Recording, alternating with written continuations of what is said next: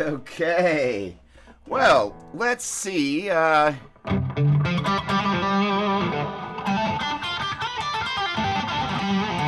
can make my camera not go away this time. Good morning, everybody, and welcome to Doppler's Gear Garage with the incredible disappearing camera. Never had that happen. There you go. So, yeah, no. So the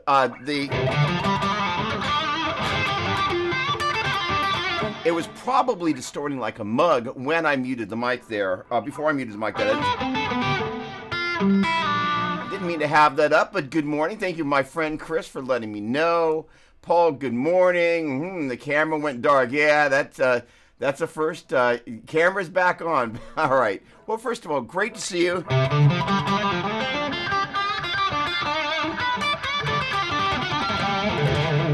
I hope you are doing great. So,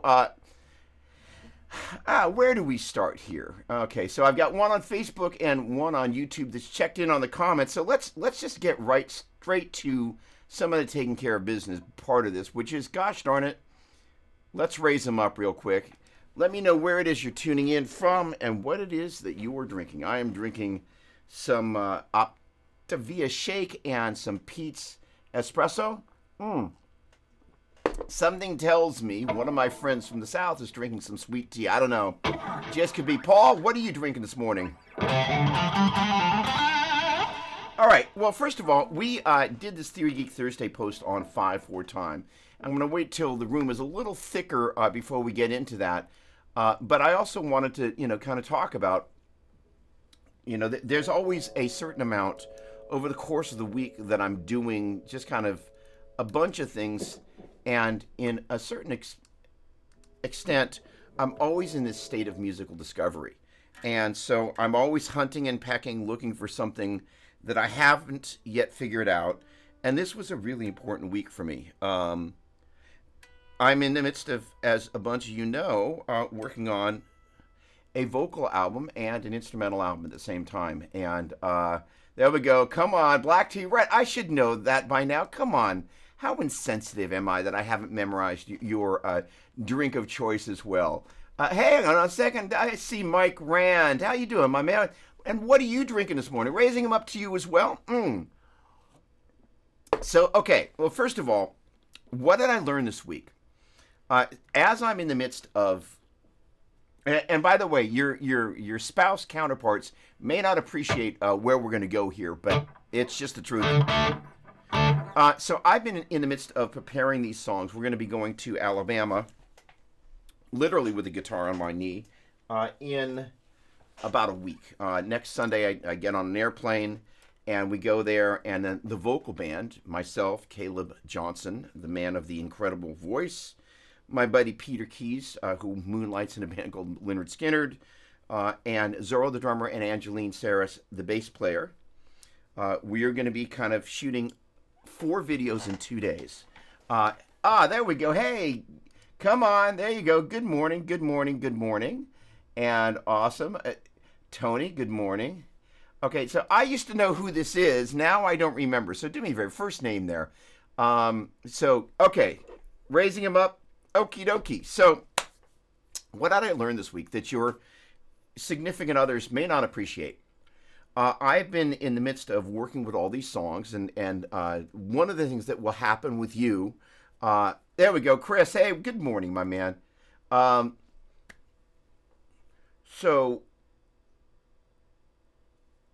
demo love.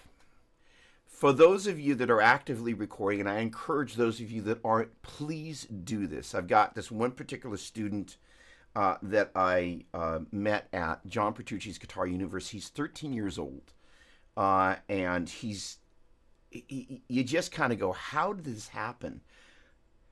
Just an unbelievably talented young man, and he can already really, and when I say really play, I mean really play. You're just kind of like, how is this possible? But one of the things that he has not yet really embarked on his journey of is actively recording. So I gave him a gentle kick in the pants this week, and just kind of am really trying to kickstart that part of what he does. And I want to encourage you, if you're not actively recording, one of the things is that we talked a little bit previously about jam tracks and the idea of, what are you listening for? What are you listening to? and we'll talk a little bit more about that in a moment. There you go. Well, thank you very much. Good to know. Thank you, Chris.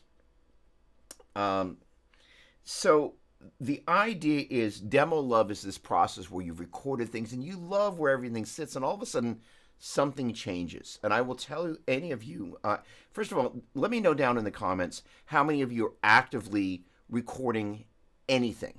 Like I just get in, I lay down some double track guitar and I noodle. Or I'm actively working on songs, and if you are vocal songs, instrumental songs, a blend, let me know what you're doing. And let me know, first of all, what your challenges are and wish you could kind of go, hey, I wish I could do this better. I've gotten pretty good at this little thing, but for the most part, as I've been demoing these songs, the keyboards didn't get added until I was really far along in the process on 3 of the 4 new songs. And all of a sudden, it sucks a lot of the wind out of the guitar parts, and I've had to really go back and do a bunch of fine tuning, and I've fallen in love with these 2 amp you see behind me, which are the Mesa Boogie Badlander 50 combos. They're awesome. But one of the things that I discovered is I was using my main Flying V, and all of a sudden the keyboards came in. This B3 takes up all this space in the mix, and the guitars ended up not sounding great. No fault of the guitars, no fault of the amp, no fault of the B3, but the reality is that what I was left over with in this process called masking, that is to say, if there's some things that have a very similar frequency, they kind of have a tendency. One of the things that happens is whatever is loudest will kind of sit in front of the other, and then what you're left over with is kind of this exterior part where you're missing kind of, if you heard the guitar solo, you hear this, and all of a sudden there's some B3 there and there's some bass there, and what you're left over with is not always the most pleasing sound of what you're looking for. And I adjusted the amps and I got it really as close as I could, and I just kind of left the day extremely frustrated. One of the things, as a bunch of you know, and I'm going to jump in on these comments in just a moment, is that I'm working on this Riggs course. My counterpart, who I've yet to officially announce, is actually, we're going to postpone the part that I shoot with them until November because they're going out on the road. Who's going out on the road right now? But this is and they're not a guitar player, they are a guitar tech. And I'm sure a number of you would know the guitar player who they tech for and follow. And have potentially even met. It's not Joe and it's not Steve. Leave it there. All right. So the point being is that as I've been preparing for this, I've been talking about what I call component groups. The idea is that you put together a rig, you've got your pedal board and your effects, both those that traditionally run in series to the front end of your amplifier, those time-based effects, like in this particular case I've got running after in this application called console, but normally I would run those types of time-based effects. Let me turn this off real quick. I would run those traditionally. I would run those in the loop. And so then you've got your amps, you got your cabinets, and you got all this stuff. And so these component groups, the nuance of each one of these and the way it impacts your tone is a huge, huge, huge deal, as most of you know. And I had an experience with one of my favorite students, I'd say that, is they got a new amp last week. And we showed up, and I'm going to go a little personal so you don't have to call yourself out of the chat. And they've got this it's the Pano, whatever the heck it is. It's the new Jack White amp and a Panoverb. And I tuned in for the student's lesson, and I saw the amp, and I was like, oh, you've got it. And they had a Telecaster, and I was like, as I recall, you've got a Strat. Why don't you put the Telecaster down and get a Strat? Because the Panoverb, in case you don't know, is like the greatest Fender amp design probably ever done. It's got a 10 like a Super Reverb and a 15 like a... All right, Paul, fine. But it's going to get deep here. So then also there was it's got a 15 like a Vibreverb. And then it's got all these extra controls like dwell and tone on the reverb, so you can really fine-tune the amp. So my beloved friend here, Paul, had the Telecaster out, and I'm like, I look at that thing and It's the classic Stevie Ray blues amp with the ability and it's also got a harmonic tremolo. So it's just an incredible circuit. I mean, Jack White really understood the essence of the best Fender amps and put them in one. But as I was working with Paul, kind of dialing in the tone, I realized there's some things about my approach to dialing in a blues, kind of super reverby tone that Paul just didn't know. And that's totally okay. And I realize there's parts of this journey that I'm figuring out as well. So hey, can I can I join the club? So one of the things about the guitars, and this is super important. Again, you want to tell this to your spouse. This is why you need more guitars. Is that my much beloved main flying V with the FRX Floyd Rose top mounted? That guitar has allowed me to find my voice on the instrument. But as I was talking over this stuff about the guitars and when I also reached out to Gary Brower, um, traditionally a Les Paul is a mahogany body. The customs were all mahogany. The standards have a tendency to be a mahogany body with a maple top. Now I actually have a standard that's here that is a all mahogany body without a maple top. It would have been originally would have been a gold top. It's a 57. In fact, you can see it right there. And it's been refinished. It's got a hairline crack just going down the back of the neck. So it takes away a little bit from the value, but it actually, I don't care. I've had this thing for like 30 years. Two wives and a couple girlfriends are worth to put it in another way. In any case, so still on wife number two, just to clarify. But the point being is that the mahogany has a slightly darker sound, and the maple cap adds something on the top. Now, a few months back, I kind of switched between the other Flying V and this one, and somebody commented on how much brighter, in a nice way, this guitar was. Uh,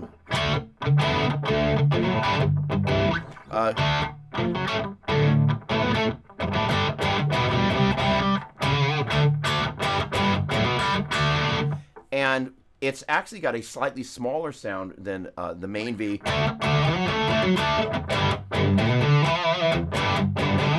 But as I was lying in bed, I was like, I need to switch guitars. And so to make the part and the tone work, I got to a certain point with the other guitar where I tuned the amps as close as I could get it. I came down in the morning and went, I need to switch speaker cabinets that I'm using. That is which IR I'm using, and I switch them both to what I haven't double checked, but I think it's going to be a 112. It may be a Thiel, I don't know. But the point being is there's through Cab Clone IR you can load a virtual speaker cabinet slash IR, so it's a cabinet and the speaker. And I was initially going to reach for one of the Les Pauls, but I remembered how much brighter this guitar was, and it got me to the place where, let's see, let me go to the chorus here. And it just literally without doing anything, I got this.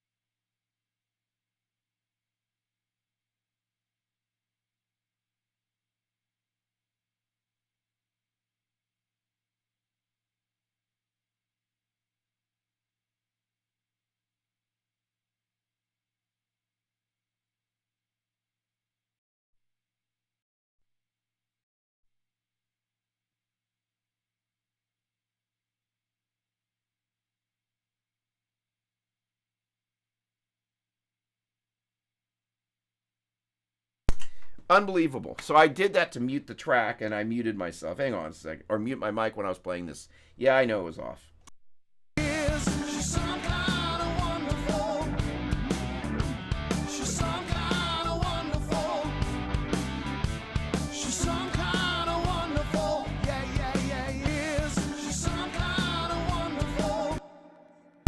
I'll figure out that little switch sooner or later. So the point being is there is a crap ton. Who's going to tell me that my mic is muted? There we go. I was saying hello to all sorts of people and commenting on how much I love Easy Drummer and how superior it is. In case you haven't noticed, there's a foot switch. I purposely was mouthing without knowing that. Yeah. All right. In any case, excellent. And his first song is called G Major, and it's my fault. I love that. There we go. Lately, my recordings are exclusively keyboards, most to do to how much of the sound space they take up. There we go. Okay. I record on my phone when I like something so I don't forget it. I need a kick in the butt.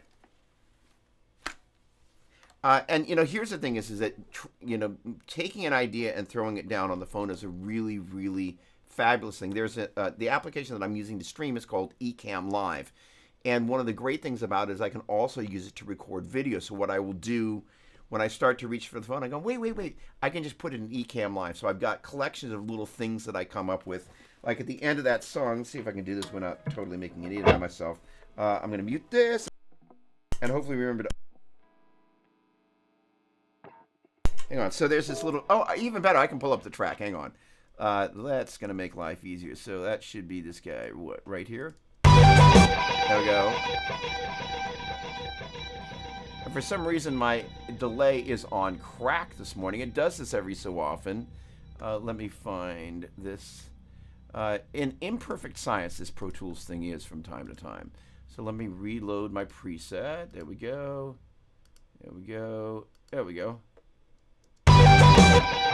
All right, here we go. Here's the little figure here. Let me go back a measure. All right, good. We're going to go there, and we should go 106. There we go. Muting.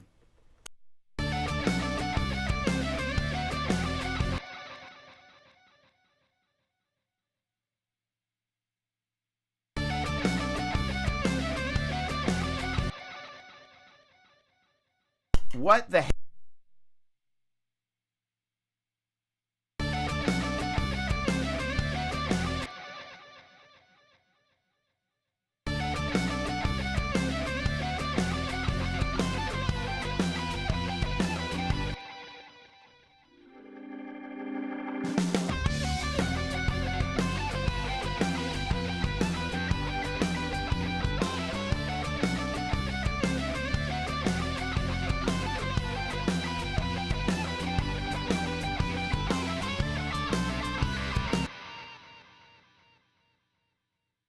I never would have remembered that crazy little bit of madness, so I throw that...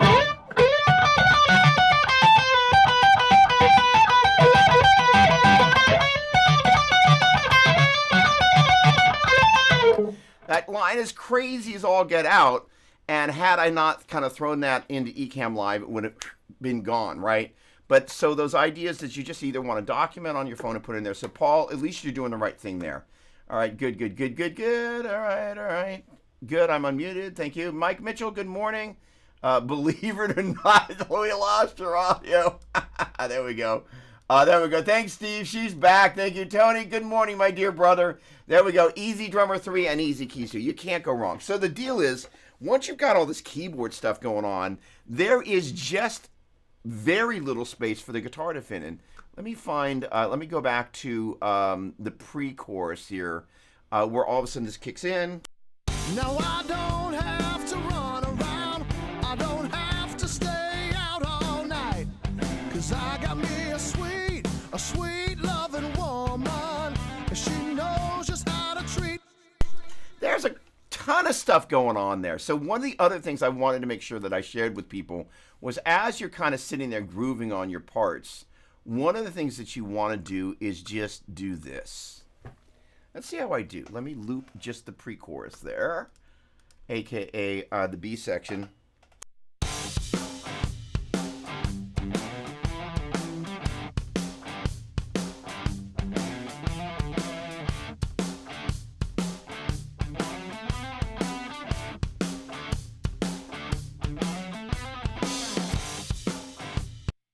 Because if you're hugging the drums like that, you put the rest of the track in, you're locked to that thing that you need to be locked to, and it is very confronting to sit there and just play with the drummer and go, I rush that much. I don't sit in the pocket as well as I thought I did. So it is an important thing as you're doing this to kind of, as much as we love to hear the whole mix up and running, and there are times that I love just recording the entire mix because you're feeding off the vibe and you're hearing the other things that you need to blend with, knowing what's really happening with the rhythm and knowing whether you're really tethered to it or not means that if you go to then layer other things on top of it or potentially move things around in the time, your rhythm guitar is not compromised. Okay, so here's the other big thing that I learned. The big tendency is when you hear things getting excited in the mix is to start hitting harder. So, and this sort of 70s approach, let me turn this down a little bit.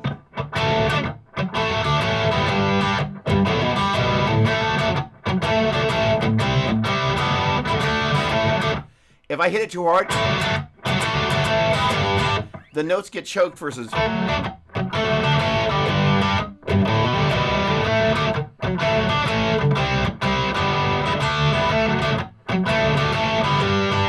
Again, hard.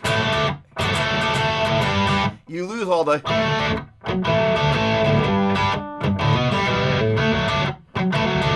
Now it's subtle with this mic up. Let me mute.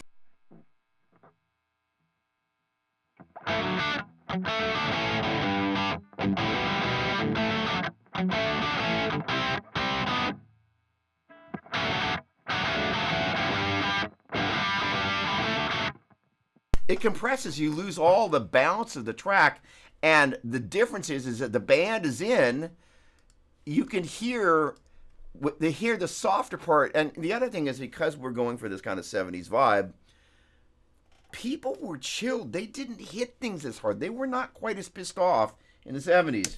Now I don't have to run around. Let me hit the chorus figure. There we go. She's some kind of wonderful.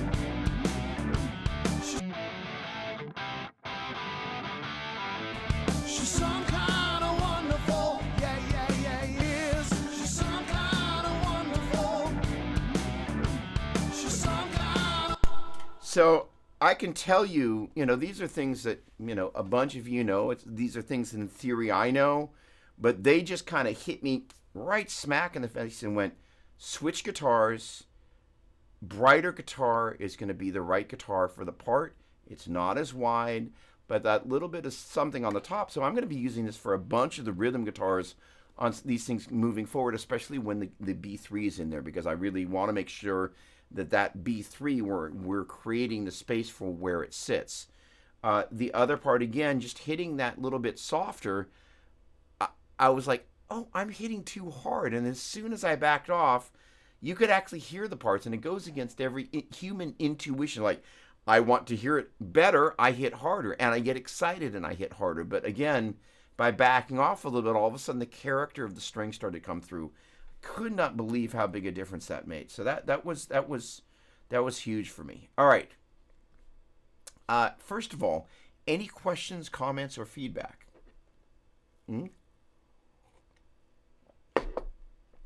None? Okay. Don't be bashful at the same time. Now, there we go. Albert, wondering if you ever reamp a part to find the right setup for a track. So it's a great question. So there are numerous reamp boxes around here. I guess I'm a radial endorser. John Cuniberti, the guy that's actually going to mix all this stuff and actually recorded the basics for this stuff, invented a box called a reamp. And in case you don't know what reamping is, basically you record a raw DI into your recording application. And I'm looking for a box other than the one that's on the floor that's being used.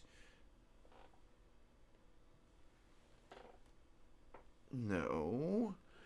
So there are a couple of ways to go. Number one, a few years back, I reached out to Joe Satriani and I said, what preamp would you suggest using for getting a raw DI track into the DAW, because you want to make sure you get a great sound going into your DAW before you come out of it to reamp. So he recommended a company called Millennium Media, and I think they're up in the Sacramento area here in California. And so the guy that owns the company sent me 2 units to try out, one of which is the HV37, and they don't unfortunately make this exact model, but it's basically 2 identical. You can't tell that it's inline preamps. It's totally transparent. So if I want to have 2 different guitars plugged in and toggle between the 2 of them, I can. And in turn, then you come out of your DAW, digital audio workstation, into a box called a reamp. And that takes the line level amp, the line level coming out of your DAW, and converts it to an instrument level to run into the front end of your amp. So then you're able to re-amplify your sound, but it's just the raw guitar sound. And there's a little volume control so in case you want to starve the amp a little bit or goose it, or kind of A-B back and forth between, what the recorded volume was and how hard you're driving the amp. Because ideally, you kind of want the level to be, if I just plugged into the amp, the way it sounds. So one of the things you could do would be to kind of plug into the amp, kind of play, and then run the reamp into it and kind of match it that way as well. So the point being is that enables you to then take the performance and then gently fine-tune the tone on the amplifier or amplifiers to get your sound. It's a great process, and that's one of the things that Mr. Cuniberti had suggested, that we might want to put a day at the end of this recording process to go into 25th Street recording, which is where we do our recording, and have a day of reamping. When we did our last sessions, I was using the Mark VII and the Cab Clone IR, which is built into those units as well. And John said, these tracks sound great. I don't need to do anything to them. So my belief is, once I kind of figured out from a hole in the ground, I kind of went, right guitar, fine-tune the amps to get them to work right. And ideally, this enables you to do something that's really important. Reamping is phenomenal. However, the lesson I had to learn was, how do I need to hit the strings to make the part really sit right in the track? And no amount of reamping, if I'd hit the strings wrong, was going to fix that. And so I had to kind of learn to work with the amp, if you will, the envelope.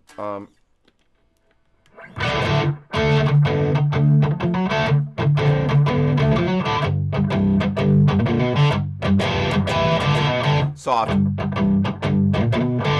Harder. Even harder. I'm a little pitchy there, my apologies. And, then there's the whole playing in tune part. So the idea, there we go, come on, is that what I call the envelope of the note is really, really, really important. And the challenge is, and I know it's a great excuse to, kind of sit there and massage your sound until the cows come home. But if by chance you're as fortunate as I was, where I kind of went, wait a second, I can figure this out. I think I know what to do here.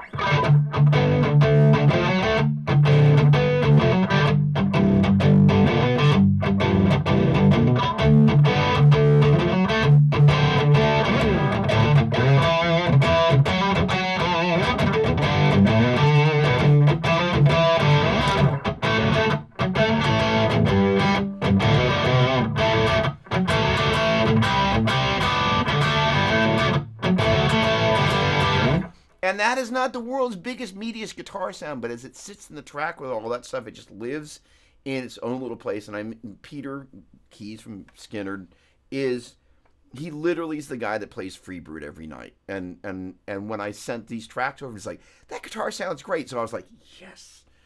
And that was really kind of a moment that was very, very, very, very, very, very important to me.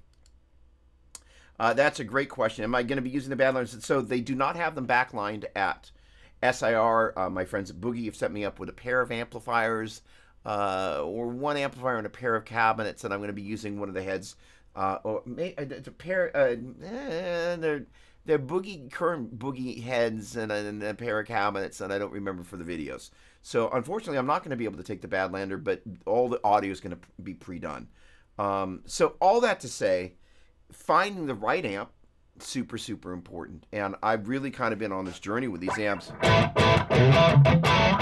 the crazy thing is I finally figured this out. My buddy Brian Kehoe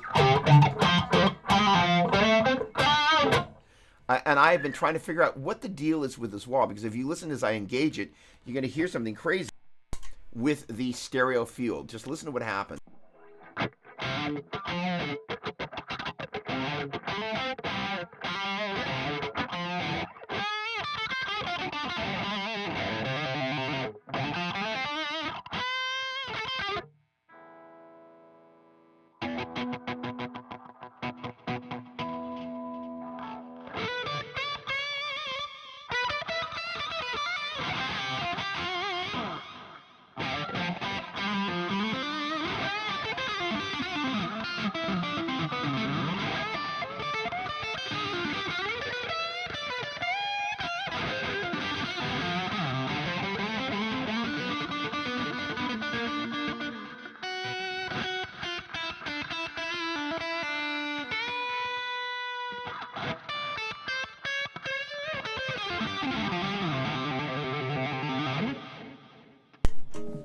So this morning, in the slightly awkward moment this morning, I was like, man, I'm only hearing one of the amps. And I turn around and I've taken that one off standby, but I didn't turn the amp on.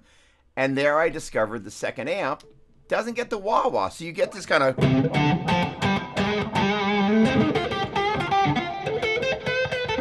So I'm using the dime wah, and it's phenomenal. It's got this stereo split, and I used that the other day to just kind of get between the two different amps. And I was like, wait a second, what is that? And I wasn't smart enough to figure out, oh, the one amp is just not getting wah. But I sent it over to my buddy Brian, and we both kind of went, holy cow, what's going on here, right? So the neat thing is that it'll split between the two amps, but only one of the amps gets the wah. And this happy accident of just kind of getting that weird stereo.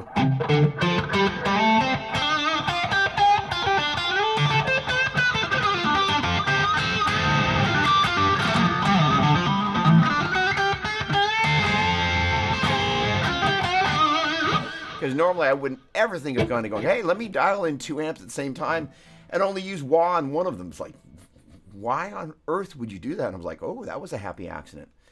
So don't be afraid to try stuff. All right. So my buddy Chris, bless his dear soul. Hang on a second. Let me get that up and running. And yeah, you know what time it is. It's that time. It's that time. It's time for Chris's questions. Look at that shot. Come on. That would warm the heart of anybody. Okay. So here's the deal. This past week, I did this. Sorry.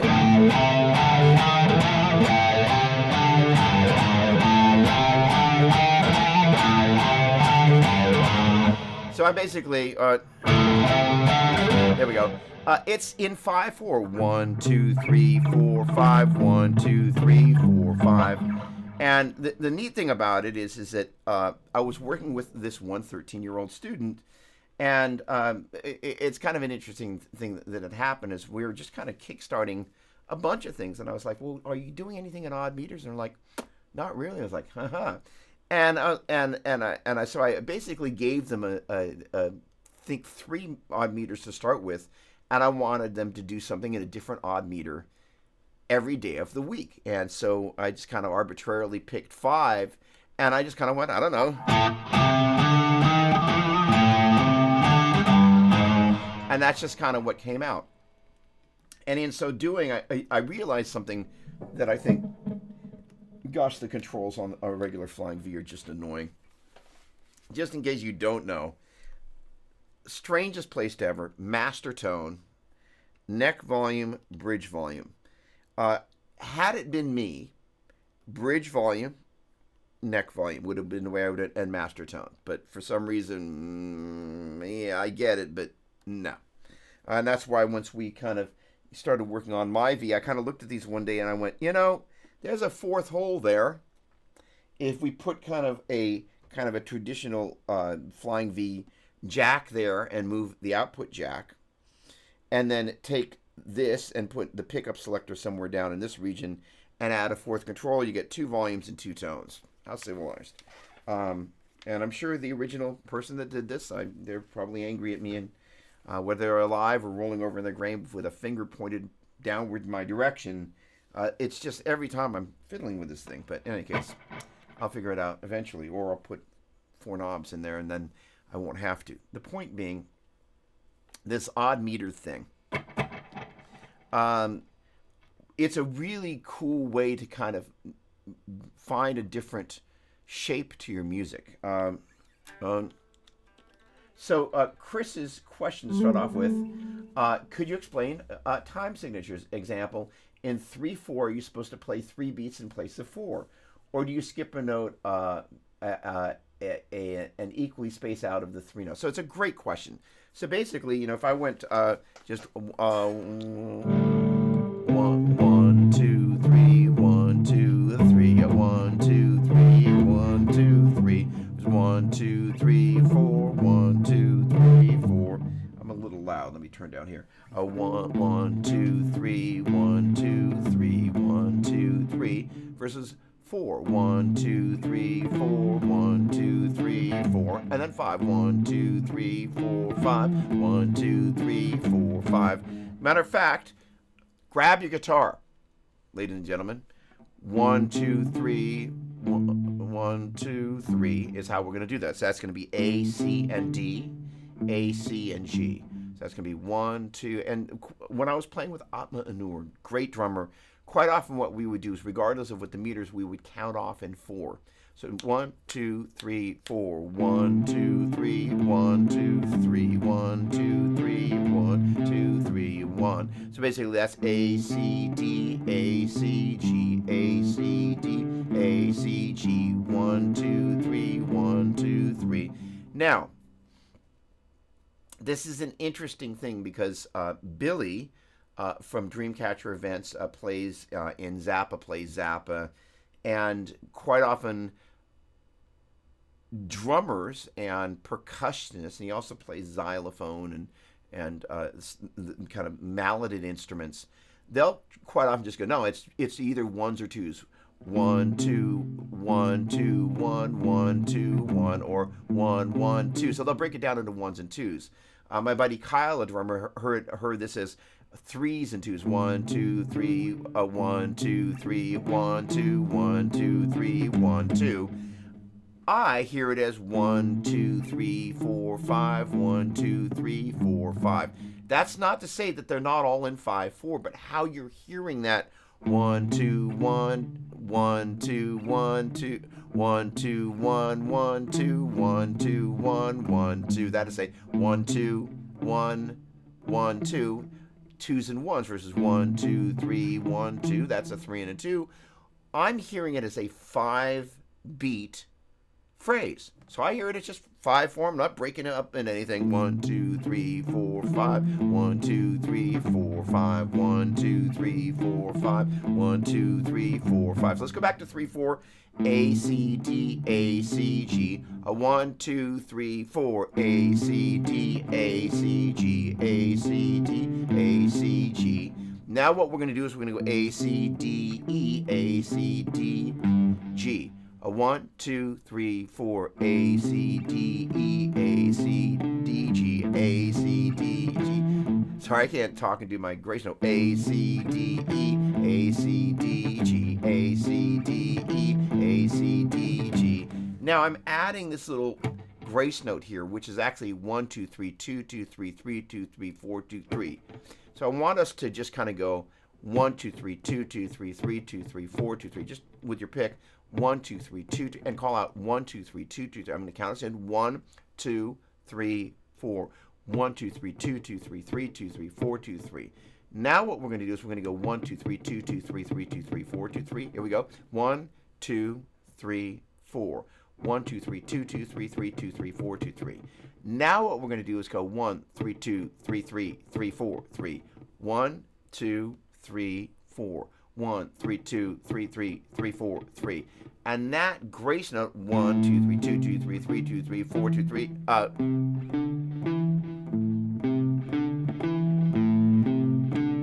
going to put that on on the third eighth note triplet of 3. That is a 1, 2, 3, 2, 2, 3, 3, 2, 3, 4, 2, 3, 1, 2, 3, 2, 2, 3, 3, 2, 3, 4, 2, 3. Let's play that together. 1, 2, 3, 4.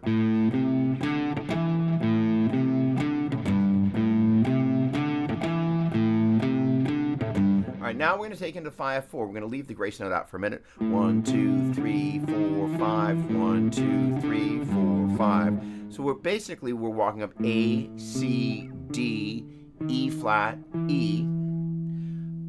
Because I'm seeing that as a 5. That is a 1 flat 3, 4, 5. That's going to be the flat 5.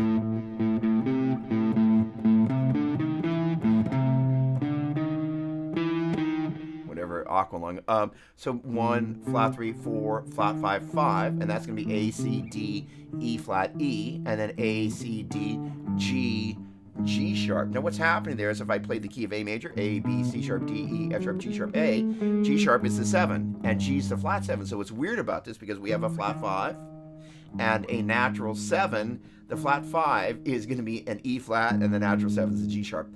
That's very rarely in the same segment of the same progression you have that sort of thing where there's both a sharp and a flat happening, or a flat and a sharp happening.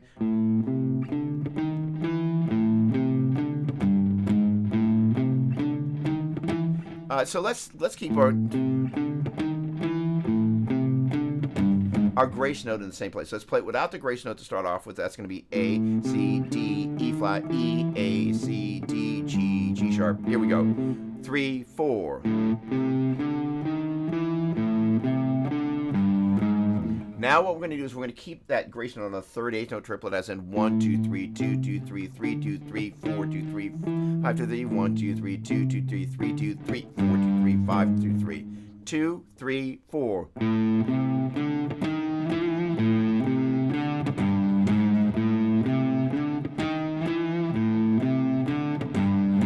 And what's neat about that is it's kind of like, okay, that's easy. I think a lot of the time people make it, well, first of all, the things that we don't understand are scary. I don't know about you, but, you know, if I'm being brutally and totally honest, when I'm thinking about things, hey, JS, what's going on? Great to see you. So that's a great question. So this past week, Stu Ham was in town, and the guy who is the founder of Roswell Pro Audio, whose microphone I use every week here, and I use a bunch of his mics. They're great. He took me to go see Stu Ham. And there was a period of time, Stu, Atma, and I, speaking of Atma, we had a band together called DHA, Doppler, Ham, Manure. And we played, I think, one show together, and the whole thing about that band was everything was in odd meters. Everything. We purposely never played in 4. What was neat about it is I just got used to playing in odd meters and just kind of went, we just use 4 because we can. I'll go a step further as we're kind of arranging these songs. One of the things that happens when we play in 4/4 time, we also have a tendency to make these 4 measure blocks. If you think about a 12-bar blues, that's 3 times 4 measure blocks. 16-bar blues, 4 times 4 measure blocks. And generally music happens a 1, 2, 3, 4, a 2, 2, 3, 4, a 3, 2, 3, 4, a 4, 2, 3, 4, and then sort of melodic change. And there's nothing wrong with that, but it means that things become a little bit predictable. And predictable is not a bad thing, you know.